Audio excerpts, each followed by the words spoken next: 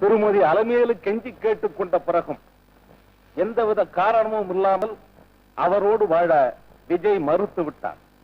மேலும் விஜய் அவர்கள் 20 லட்சங்களுக்கு மேற்பட்ட சொத்துக்களை தவறான வழியில் அழித்திருக்கிறார். எனவே மேற்கூறிய காரணங்களுக்காக இந்துலா சட்டப்படி கண்ணுப்புலிமேடு எஸ்டேட்டையும் அதை சார்ந்த சொத்துக்களையும் காலஞ்சென்ற திரு தர்மலிங்கம் அவர்கள் பேரனும் விஜய் அவர்களின் மகனுமாக்கிய வேல்முருகனுக்கு உரிமையாக்கி தீர்ப்பளிக்கிறேன். வேல்முருகன் மேஜராகும் வரை மேற்கண்ட சொத்துக்களை பராமரிக்கும் பொறுப்புகளை அலமேலு அவர்களிடம் ஒப்படைக்கிறேன். அதில் வரும் வருமானத்தில் கணவனுடைய செலவுக்காக மாதம் 1000 ரூபாய் ஜீவனாம்சம் அளிக்க வேண்டும் என்றும் அலமேலுவுக்கு உத்தரவிடுகிறேன்.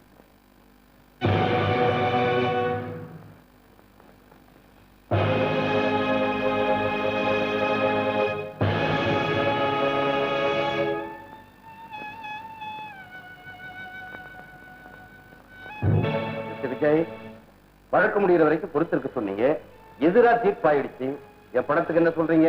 ஹைகோர்ட்டுக்கு அப்பீல் பண்ணிருக்கேன். அது வரைக்கும் கொஞ்சம் பொறுத்துக்கலாம். ஆமா, ஹைகோர்ட்டு சுப்ரீம் கோர்ட்டும் நீங்க அலைஞ்சிட்டு இருப்பீங்க ஆயுஷ் பூரா. அது வரைக்கும் நான் காத்துட்டு இருக்கணுமா? போர்ஜரி 24 மணி நேரம் அவகாசம் தர்றேன்.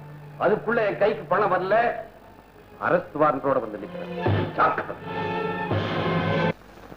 அப்போ உங்க மச்சினர் சொத்து பூரா நீங்களே வாங்கிக்கிறேன்னு சொல்றீங்களா? ஆமாங்க, கொஞ்சம் பணம் குறையும், 3 மாசத்துல கொடுத்துறேன். பரவாயில்லைங்க, குறையிற தொகைக்கு நீங்க தனியா எழுதி கொடுத்துருங்க. இப்ப இருக்கிற பணத்தை கொண்டு வாங்க. எனக்கு வேண்டியதெல்லாம் பணம்ங்க. கோர்ட்டுக்கு போகாம வக்கீலுக்கு கொடுக்காம வருதுன்னா எனக்கு அசல் மட்டும் போதுங்க, வட்டி கூட வேணாங்க. ஆல்ரைட், நீங்க எல்லாத்தையும் ஏற்பாடு பண்ணுங்க, நான் பணத்தோட வந்துடுறேன். சரி, ரொம்ப சந்தோஷம்.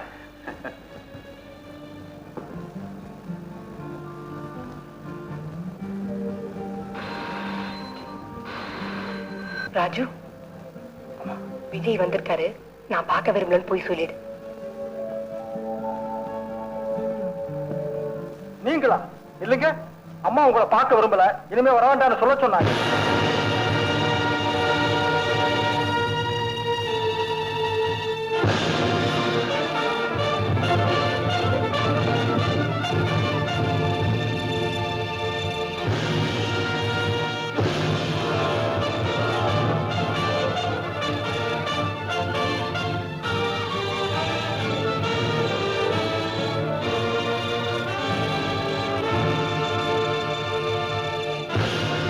மாப்பிள்ள, தீர்ப்பு சொன்னது கோர்ட்ல உங்களை தேடினேன், அதுக்குள்ள எங்க போயிட்டீங்க? என்ன விஷயம்? 24 மணி நேரத்துக்குள்ள பணத்தோட வரலன்னா அரெஸ்ட் வாரண்ட் வரும் சொல்லிட்டு போயிருக்க முதலியார். எப்படியாவது நீங்க தான் பணத்துக்கு ஏற்பாடு பண்ணி என் மானத்தை காப்பாற்றணும். செப்பால் அடிச்ச தள்ளி காசு கூட என்கிட்ட கிடையாது. ஏன் போய் சொல்றீங்க? பெட்டி நிறைய பணத்தை எடுத்துட்டு வந்தது நான் பார்த்தேனே. அது என் சொந்த பணம். கடன் வாங்கி கைதாக்க போற ஆளுங்களை காப்பாற்ற பணம். மாப்பிள்ள, நீங்களா அந்த வார்த்தை சொல்றீங்க? ஆமா, குடிக்கிறதுக்கும் கூட்டியாருக்கும் கொடுக்கறதுக்காக வாங்கின கடனை நான் எப்படி அடைக்க முடியும்? என்னால உதவ முடியாது, விடுங்க. என்ன எங்க அண்ணன் மேல உயிரையே வச்சிருந்த நீங்களா இப்படி மாறி பேசுறீங்க? சரி, உங்க பணம் வேண்டாம். எங்க அண்ணன் எனக்கு சீதனமா கொடுத்த இந்த வீட்டு பத்திரத்தை வச்சாவது அவரை காப்பாத்துங்க. கொடுக்கிறேன். பதிலுக்கு நீ விடுதலை பத்திரம் எழுதி. விடுதலை பத்திரமா? ஆமா, உங்க அண்ணனுடைய கடனை நான் தீர்க்கணும்னா இனிமே உனக்கு எனக்கு எந்த விதமான சம்பந்தம் இல்லைன்னு எழுதி கொடு. மனு, என்ன காப்பாத்த தங்கச்சி வாழ்க்கை விலையா? என் கையில விலங்குறாம தடுக்க என் தங்கச்சி தாலியை கழிச்சு வைக்கணுமா? நிச்சயமா. கற்பிழந்தவ கழுத்துல இத்தனை நாள் தாலி தொங்குனதே தப்பு. என்ன சொன்ன?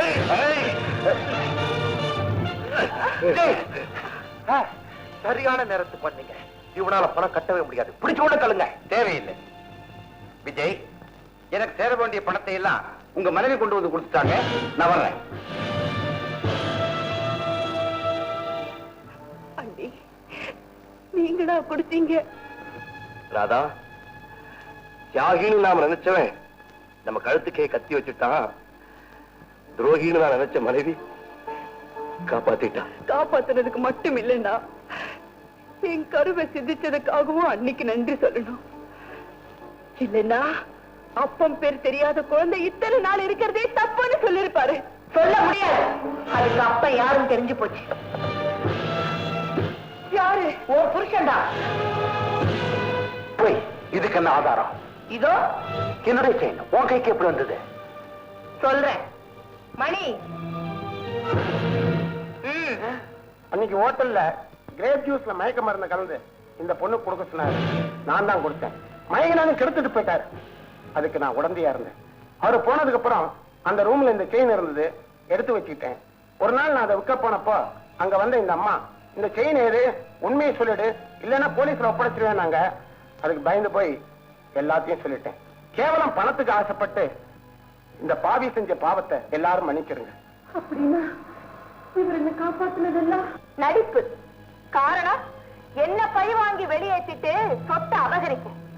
அதுக்காகத்தான் மாடியில இருந்து உன்னை தள்ளி விட்டுட்டு பழிய ஏன் மேல போட்டா? இல்ல இல்ல ராதா, படிக்கட்டுல விழுந்தப்போ ஏன் முகத்தை பாத்தியா? இல்ல, இந்த புடவையோட ஓனர் தான் பார்த்தேன். வள்ளி,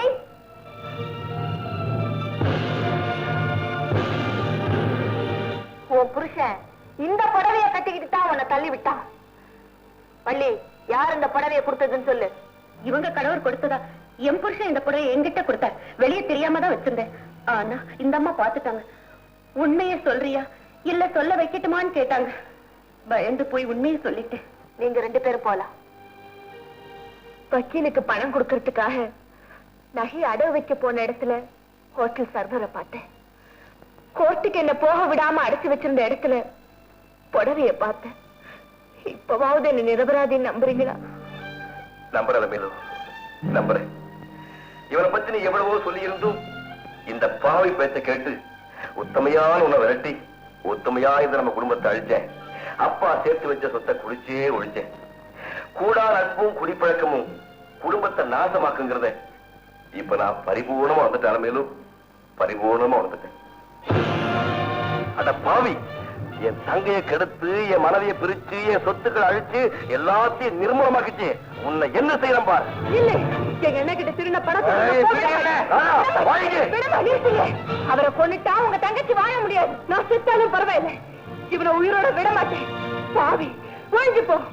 திருந்துட்டேன், என்ன சுட்டுடாத, என்ன மன்னிச்சு. உன்னை நான் கெட்டி கட்டுக்கிறேன். உன் காலில் விழுந்தா யாரும் ஆசையாதீங்க. அலமேலு, ஆரம்பத்துல இருந்தே நீங்க என் வாழ்க்கையில குறுக்கிட்ட. இப்ப ஆதாரங்களை காட்டிக்க திட்டங்களை அடியோட நாசமாக்கிட்டேன். முதல் பலி நீதான்.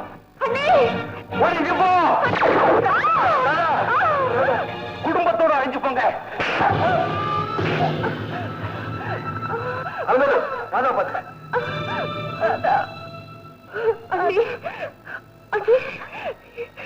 என்ன மன்னிச்சிடுங்க. நீ ராதா, ராதா, ராதா, ராதா.